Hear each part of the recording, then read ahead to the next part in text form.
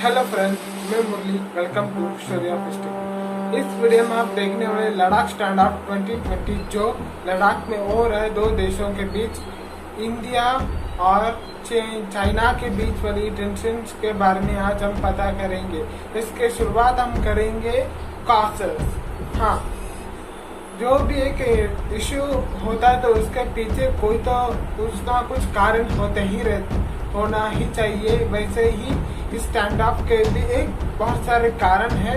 पहला कारण है अब्रोगेशन ऑफ आर्टिकल 370। आपको याद है कि जब अगस्त 2019 इंडियन गवर्नमेंट ने आर्टिकल 370 और 35A को निकालने के बाद जम्मू कश्मीर का भी दो हिस्से में बांट दिए, एक जम्मू कश्मीर दूसरा लद्दाख, वैसे बांट दिए गए थे। लेकिन इस अब्रोगेशन ऑफ आर्टिकल 370 को दो देश के लिए वो पसंद ही नहीं लगे, वे चाइना और पाकिस्तान। वे इस इश्यू को यूनाइटेड नेशन सिक्योरिटी काउंसिल तक लेके गए, लेकिन वो सफल नहीं हो पाए और वे उस वोटिंग में हारे थे। दूसरा है bifurcation of Jammu and Kashmir. जैसे मैं पहले बताया कि आर्टिकल 370 और 35A निकालने के बाद जम्मू कश्मीर को दो हिस्सों में बटा दिया गया। एक है जम्मू कश्मीर, दूसरा है लद्दाख। इसके बाद वो कैपिटल में भी दो बदलाव आए थे, जम्मू कश्मीर के लिए श्रीनगर और लद्दाख के लिए लेह। ये भी एक कारण है। तीसरा है India developing infrastructure in Ladakh. आप सबको पता है कि इंडिया अपने बॉर्डर के पास बहुत सारे रोड बना रहे हैं। इसके विरोध चीनी सरकार फिलहाल अब कर रहे हैं। वो किधर? लद्दाख। कारण है कि एक रोड जो श्योक दरबुक रोड से भी नाम जाना जाता है, या फिर उसे DBO रोड भी नाम से भी जाना जाता है, DBO रोड नाम से, वो लद्दाख का कैपिटल लेह से दौलत बाग ओल्डी तक जाता है। ये भी एक कारण है जो चाइना फिलहाल इस टेंशन को लद्दाख में और बढ़ा रहा है।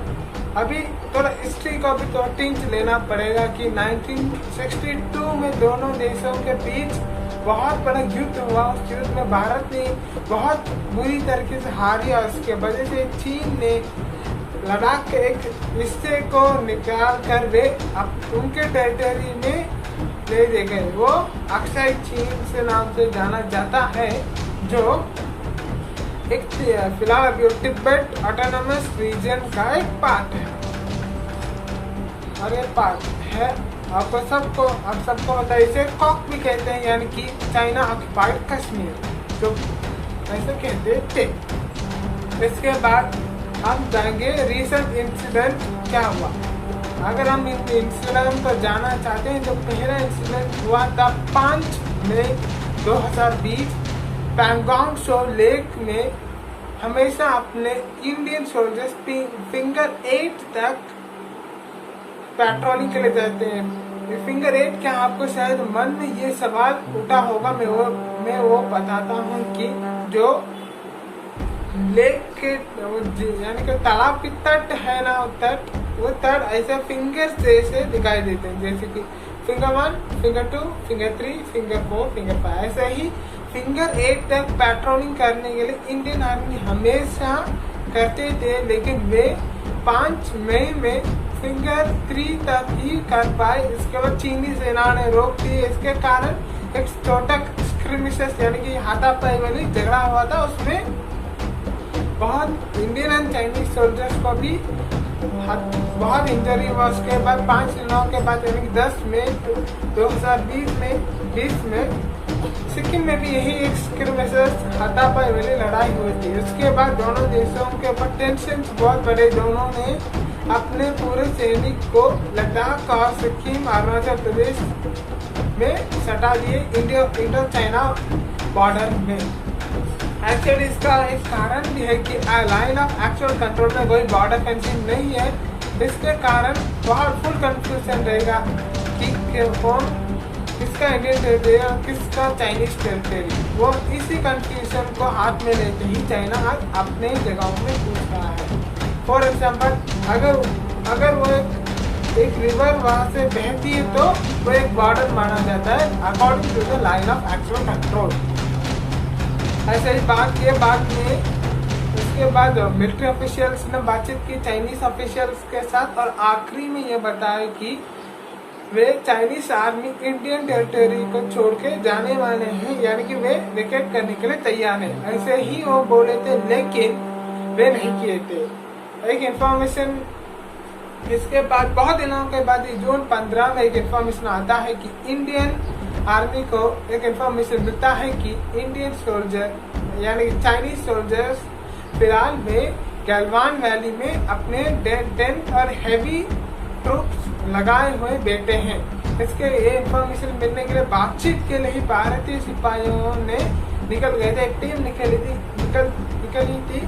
उस टीम का हेडर यानी कि कैप्टन थे, लीडर थे संतोष बाबू एक कर्नल थे, इसलिए वो मीटिंग के लिए गए थे, पीसफुल बातचीत करने के लिए गए थे। लेकिन चाइना ने अदर प्लान्स रखे थे। वे डेथ स्क्वाड नाम के स्क्वाड को वहाँ भेजे थे, इसके कारण कि कुछ भी हो उन्हें इंडियन सोल्जर्स को मारना ही है, वही का मोटिव था।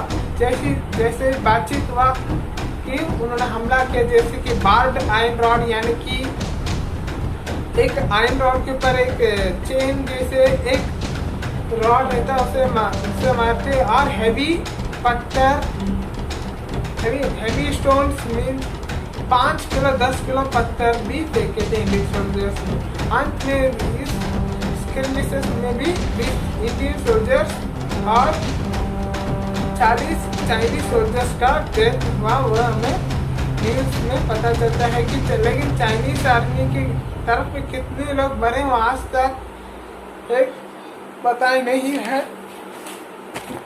इसके बाद फिर इस स्किर्मिशेस में बाद में इंडियन गवर्नमेंट बोले कि कोई इंडियन जवान वहां फंसे नहीं। लेकिन 2 दिन के बाद 10 इंडियन सोल्जर्स को वे रिलीज कर दिए। चाइनीज आर्मी ने अपने 10 सोल्जर्स को पकड़े हुए थे, वे कल रिलीज हो चुके with the help of peaceful talk. देखते हैं।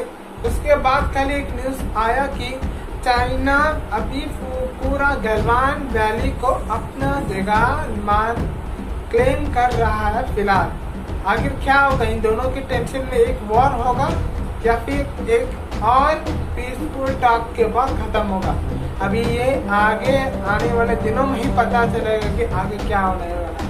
अगर मेरा वीडियो आपको पसंद आए तो लाइक कीजिए, शेयर कीजिए, कमेंट कीजिए और story of history YouTube channel को सब्सक्राइब कीजिए। आपको मुझे सोशल मीडिया में फॉलो करना है तो मैं मेरा फेसबुक लिंक में डिस्क्रिप्शन और कमेंट सेक्शन में भी देता हूँ, आप जाके फॉलो कीजिए। Signing off your friend Murali. Thank you.